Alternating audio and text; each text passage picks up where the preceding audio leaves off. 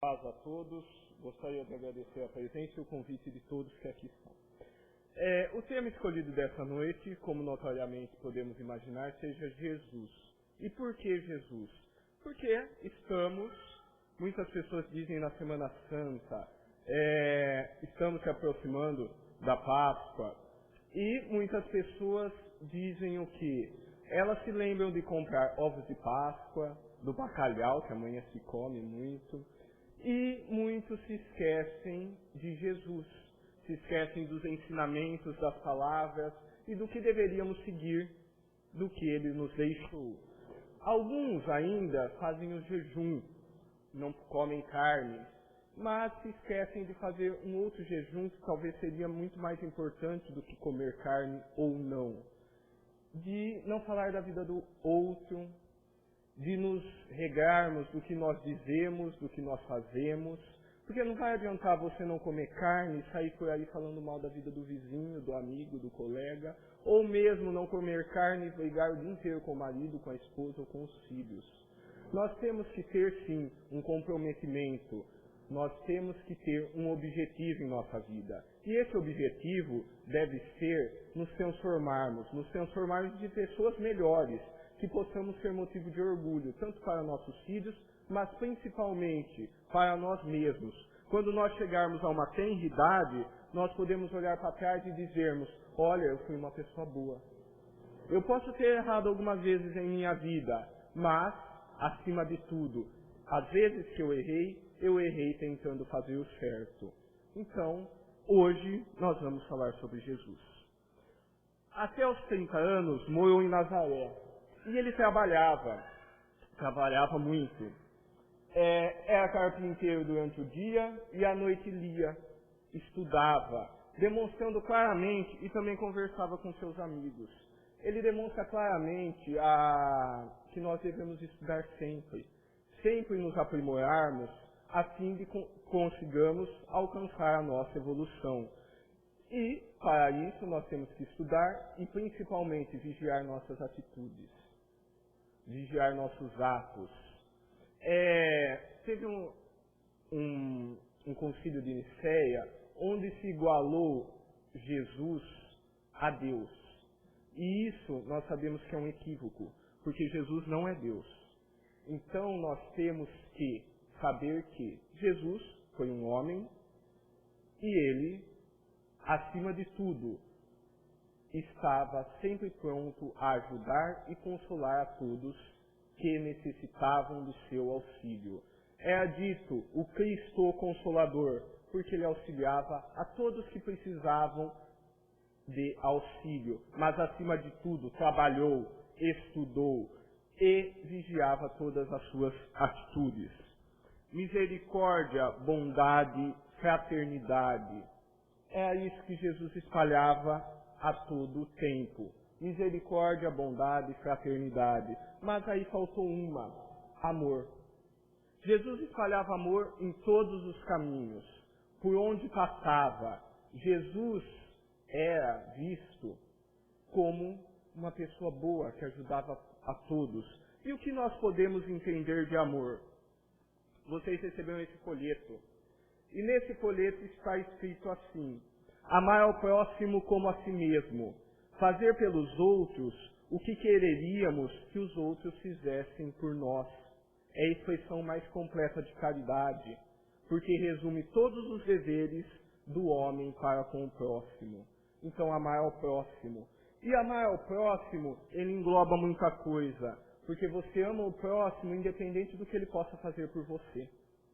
Nesse livro, lançado a semana passada, Parábolas de Amor e Vida, do Padre Júlio, no começo dele tem o que é amor.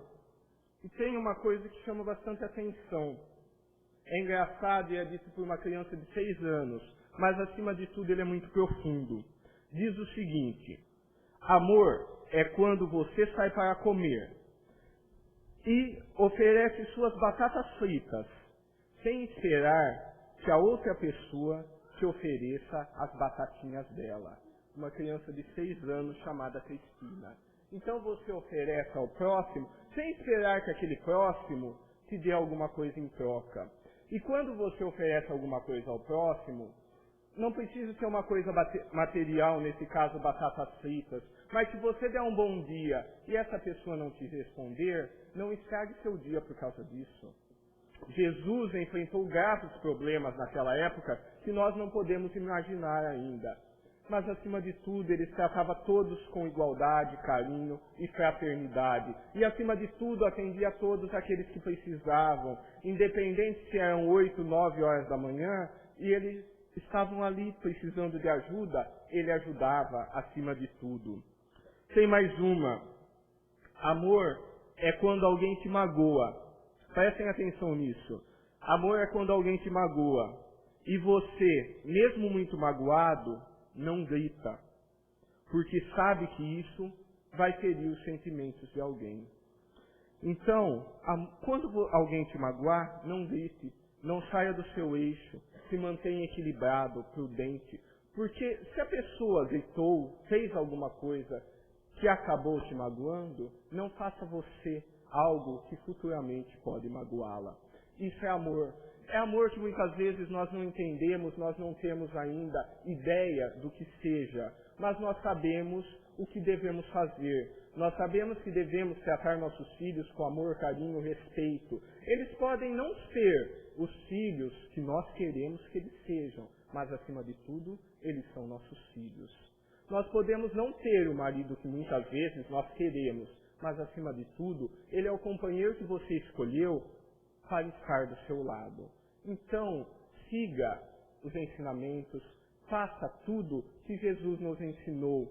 E acima de tudo, tudo isso está dentro de você, porque nós somos uma pequena partícula de Deus, e nós temos isso dentro de nós. Basta pararmos um pouco com nossas vicissitudes, nossos erros, nossas mazelas e nossas imperfeições, e olharmos um pouco para dentro de nós. Refletirmos um pouco, talvez um pouco antes de deitarmos, pensarmos um pouco em Jesus, termos calma, paciência, acima de tudo. Ele nos esclarece, perdoe 70 vezes 7, perdoe sempre, perdoe a todos, para que um dia as pessoas também possam te perdoar. Perdoe, porque uma vez você pode ser o magoado da história, mas muitas vezes você magoou várias pessoas. Mostrava Deus como Pai amoroso, cuidadoso, superior, que não fazia distinção de raça, cor, posição social ou de religião.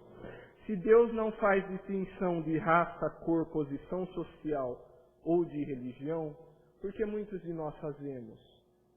Olhamos o outro com um certo preconceito, muitas vezes por ele não ter o mesmo nível social que nós, ou um nível cultural que nós. Nós devemos rever nossos atos e, acima de tudo, prestarmos muita atenção, porque Deus sabe de nossas imperfeições, Deus é bondade, amor, carinho, e Deus não pune ninguém. As leis foram criadas, nós temos a lei de causa e efeito, de reencarnação, entre outras coisas. Nós arcaremos com as responsabilidades de nossos atos. Não vamos colocar tudo em Deus. Deus vai me punir por isso, não. Quando nós cometemos alguma coisa errada e equivocada, nós sabemos que estamos cometendo. Não adianta dizermos, eu errei, eu não sabia o que eu estava fazendo. Sabia. Muitas vezes nós não temos a coragem de assumir nossos erros, mas um dia teremos que assumir. Um dia vamos olhar para trás e percebemos quantas coisas tolas nós fizemos em nossa vida e que nós poderíamos ter vivido bem melhor, poderíamos ter vivido em paz, em tranquilidade, em harmonia, se não quiséssemos errar tanto, tanto e tanto. Se quiséssemos prestar um pouco de atenção e tentar corrigir nossos erros, tentar acertar mais. Joana de Ângeles nos esclarece que Jesus é o condutor e modelo do homem. Se espelhe em Jesus e tente se aproximar ao máximo dele. Se nós criarmos uma linha imaginária, nós veremos uma distância grande entre nós e Chico, mas nós veremos uma distância grande também de Chico a Jesus e de Jesus a Deus.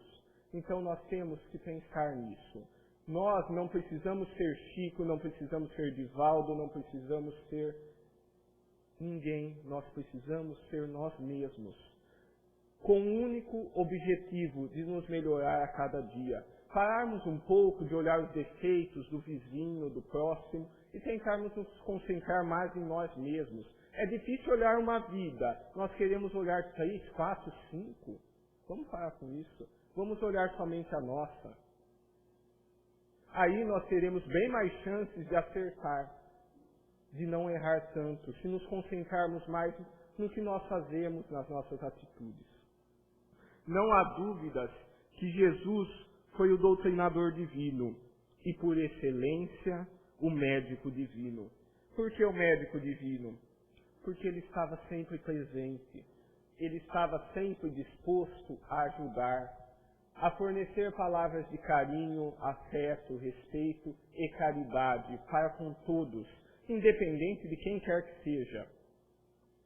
E nós, muitas vezes, quando nossos filhos vão nos pedir ajuda, nós viramos as costas e não damos a ajuda necessária naquele momento. E depois, muitas vezes, vem o arrependimento, a mágoa e a tristeza, porque talvez ele tomou algumas decisões equivocadas em nossa vida que nós poderíamos ter prestado um pouco mais atenção e orientado mais. Então, para não termos essa culpa, essa mágoa futuramente, vamos vigiar mais nossas atitudes. Ele era o Consolador prometido e a régua de medida. Essa régua de medida serve para nós, para que nós percebamos o quanto estamos distantes dele e tentemos se aproximar ao máximo dele, fazendo boas atitudes. Tem pessoas que aproveitam esse feriado para festejar. Então, vamos dizer assim, tudo depende do modo com que você faz. As edículas estão alugadas desde hoje à noite até domingo. Então, e muitos se esquecem do que significaria a verdadeira Páscoa, a Páscoa cristã, o que nós deveríamos fazer nesse momento. Que talvez seja a hora de nós prestarmos mais atenção, que está sendo dada uma oportunidade de nós a cada dia de sermos pessoas melhores, de percebermos o quanto nós erramos em nossa vida e que é dado o momento de quando nós escutamos uma palestra, escutamos um programa de rádio ou qualquer que seja algo que toque nosso coração, quando nós nos sentimos tocados, nós temos que praticar, nós temos que sentir que há algo errado em nós e mudar. É difícil, eu sei que é difícil, estamos num mundo de expiações e provas. Ninguém diz que é fácil. Dizer não foi dito, vai ser fácil ou não. Você vai ter inúmeras pedras no seu caminho. Desvie delas, pule-as, faça alguma coisa. Só não fique parado em frente à pedra, porque aí você vai ter a certeza que você não fez nada. E quando nós não fazemos nada, nós estamos tomando uma decisão acima de tudo. Nós estamos tomando a decisão de ficarmos parados e esperando que a vida nos leve. E isso é muito triste, porque nós temos que ser o protagonista de nossa história. Nós temos que fazer o nosso próprio caminho, acima de tudo. Allan Kardec questionou na questão 625 sobre quem teria sido o modelo e guia mais perfeito da Terra. E ele recebe uma resposta curta, mas acima de tudo grandiosa. Jesus, modelo e guia perfeito. Então, vamos tentar, vamos orientar, vamos praticar mais a caridade. Jesus tinha inúmeros afazeres. Trabalhava, mas mesmo assim arrumava tempo para praticar o bem, para estudar. Vamos procurar esse ano, que ainda está no começo, estudar um pouco mais, fazer caridade, ajudar o próximo. Não precisamos ficar 1 hora, fiquemos 10 minutos fazendo bem, porque aí nós percebemos que tem pessoas que sofrem bastante e sofrem muito, e que é dada a oportunidade de nós ajudarmos. E aí quando você vê que tem pessoas que sofrem bastante, você vai ver que seus problemas são ínfimos. Que você não tem problemas tão sérios assim, que as pessoas com mais dificuldades que você. No comentário 226 do Livro dos Espíritos, nos esclarece a condição espiritual de Jesus, a dos espíritos puros, ou seja, a dos espíritos que percorreram todos os graus da escala e se despojaram de todas as impurezas da matéria.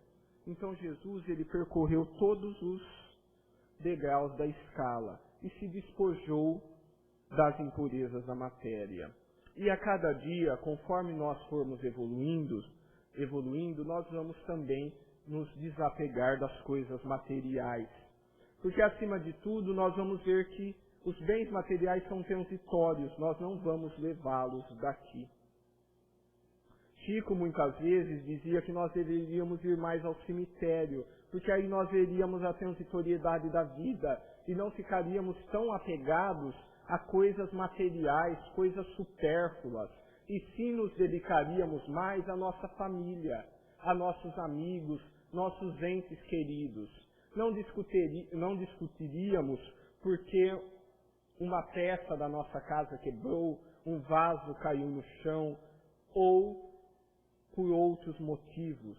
Nós, sim, pensaríamos em nossos filhos, em educar, e, acima de tudo, pensaríamos mais em nós. Teríamos mais tempo de olhar para nós, como nós estamos agindo, e, acima de tudo, seríamos bons, porque saberíamos das leis que regem o universo, das leis de causa e efeito, de ação e reação, e da reencarnação. Jesus, vinde a mim todos os que andais em sofrimento, e vos achais sobrecarregados, e eu vos aliviarei. Isso não servia só para aquele tempo. Você que hoje enfrenta problemas, enfrenta dificuldades, ore. A oração é o melhor caminho. A oração liga a criatura ao Criador. A oração nos liga a Deus. Ah, mas eu não sei orar, sabe? Sabe conversar? Converse com Deus. Ore sempre, peça auxílio e o auxílio virá.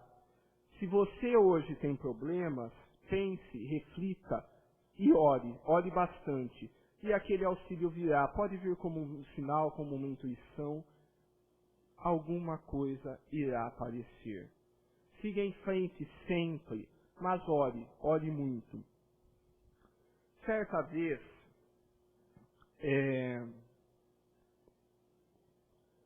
uma senhora, ela estava para desencarnar.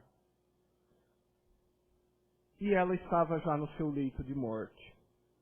E naquele momento, os filhos estão todos em volta e estavam ali. E eles olham a ela e dizem o seguinte: mãe, o que você gostaria? O que eu posso fazer para você? Ela pede: eu gostaria que você me trouxesse peras. Ele diz o seguinte: peras, tudo bem. Foi correndo comprar peras argentinas. É muito difícil encontrar, mas conseguiu encontrar, chegou tarde. Achava até que ela já tinha desencarnado, mas ela estava ali esperando. Ele sobe correndo as escadas e vai pegando uma faca e descascando as peras. Pega a colher e vai dar as peras a ela. Mas naquele momento ela diz assim: não, chame seu pai. Ele fica bravo, porque até mesmo, muitas vezes, quando uma pessoa vai desencarnar, nós ainda temos o egoísmo dentro de nós. Em um momento que temos que ter se não tivermos compaixão e amor a vida inteira, muitas pessoas nem nesse momento conseguem ter. Mas ela insiste e ele vai e chama o pai. Aí ela olha para ele e diz: meu filho, essas peras não são para mim, são para seu pai, dê a eles, porque ele está com os dentes muito moles e ele tem que comer coisas muito macias. Ele passou por uma cirurgia e ele tem que comer coisas macias. O que isso significa? Que, mesmo no momento do desencarne, ela não pensou nela, ela pensou no próximo, ela pensou no marido e no ente querido. Então, muitas vezes, nós temos que parar de pensar um pouco em nós e pensarmos mais no próximo, nas pessoas que estão ao nosso redor, porque elas não ficarão para sempre como muitos de nós acham. Então, vamos tratá-las com amor, carinho e respeito acima de tudo. A doutrina dos espíritos nos esclarece que o espiritismo revela o objetivo da dor, mostrando que os sofrimentos são como crises salutares que levam à cura. São as purificações que asseguram a felicidade nas existências futuras. Eu coloquei isso pelas curas de Jesus. Muitas pessoas, elas iam até Jesus e procuravam as curas ditas. Mas nós sabemos que as pessoas, elas alcançaram as curas naquele momento. Mas se elas não se mantiveram retas nas condutas morais e nos ensinamentos deles, muitas das curas, muitas pessoas voltaram a ter aquela doença e aquela enfermidade. Nós temos relatos em várias obras disso. E também de pessoas que não conseguiram a tal cura que procuravam. Porque, acima de tudo, as pessoas se esquecem daquele momento que Deus é bom e justo. Então não seria justo uma pessoa que não merecia ter a cura, ela alcançar a cura. E nós temos que pensar nisso a cada momento. As dores, muitas vezes, que podem aparecer em nossa vida, que nós não sabemos o porquê elas estão ali, nós não sabemos o porquê de uma doença, embora muitas vezes nós vivemos a nossa vida meio desgovernado, meio correndo, meio passando por cima de todo mundo, não falando bom dia, boa tarde, boa noite, e depois nós pegamos uma doença e não sabemos o porquê. Nesse momento nós devemos pensar um pouco, refletir o que nós estamos fazendo de errado. A doença, ela não vem de forma maléfica para ninguém, ela vem como um sinal. Pare, reflita, veja o que você está fazendo, veja se você está tendo bons ou maus hábitos. Pense na sua vida um pouco, antes que muitas vezes você não possa mais fazer nada. No Evangelho segundo o Espiritismo, há um relato que diz o seguinte, aqui é importante nós prestarmos atenção. Reconhece-se o verdadeiro espírita pelo esforço que faz constantemente para combater as más tendências. Nós sabemos que muitas coisas irão aparecer no nosso dia a dia. Muitas oportunidades de fazermos o mal aparecerão no nosso dia a dia. Muitas oportunidades de errarmos também aparecerão. Mas, lembre-se, reconhece-se o verdadeiro espírita pelo esforço que ele faz constantemente em combater as suas más tendências. Então combata, ore, preste muita atenção, peça auxílio ao plano espiritual. Quando sair, quando acordar, ore, peça auxílio, peça que você não se destempere por coisas banais. Peça que você tenha paciência, tranquilidade, amor, respeito e companheirismo. Eu sei que isso é muito difícil nos dias atuais, porque você diz, mas você não tem um chefe como eu. Mas, ainda bem que você tem um chefe, tem tantas pessoas que estão desempregadas. Você não tem uma família como a minha. Ainda bem que você tem uma família. Comece a olhar as coisas que você tem, não as coisas materiais, mas comece a olhar com bons olhos o que você tem. Porque tem muitas pessoas que dariam tudo para ter o que você tem hoje. Então pense nisso, reflita bem, valorize mais a sua família, a sua casa, os seus amigos, valorize mais o seu emprego, mas acima de tudo, valorize mais a sua vida, porque você tem um único objetivo aqui, evoluir. Muitas pedras aparecerão no caminho, mas siga sempre o caminho do bem. Você terá sempre na vida dois caminhos, o caminho errado e o caminho certo. Pare, antes de tomar alguma decisão, reflita bem e opte sempre pelo caminho certo, pelo caminho do bem, e você não se arrependerá jamais.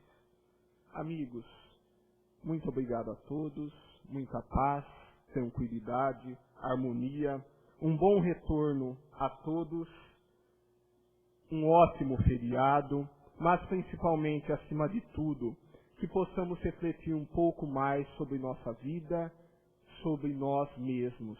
Não vamos deixar esse feriado passar sem pensarmos um pouco sobre nós, sobre nossa família, sobre nossos filhos e principalmente sobre nossa vida. Muita paz a todos. Vamos fechar nossos olhos, elevar os pensamentos ao plano espiritual, pedir muita paz nesse momento, amparo, pedir aos amigos espirituais que possam, no momento que adentrarmos a câmara de passe, colocarmos paz, amor, carinho dentro de nossos corações.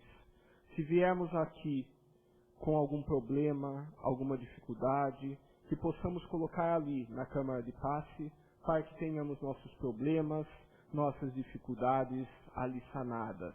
Mas, acima de tudo, lembrar a cada dia que nós devemos ser bons, justos, honestos e corretos, seguindo sempre os ensinamentos de Jesus. Ao sairmos da porta desse local, que possamos ter em mente a mansidão, a calma e a tranquilidade de Jesus, para que nós possamos ter dias melhores e uma vida, consequentemente, cheia de amor, paz e tranquilidade. Muita paz a todos.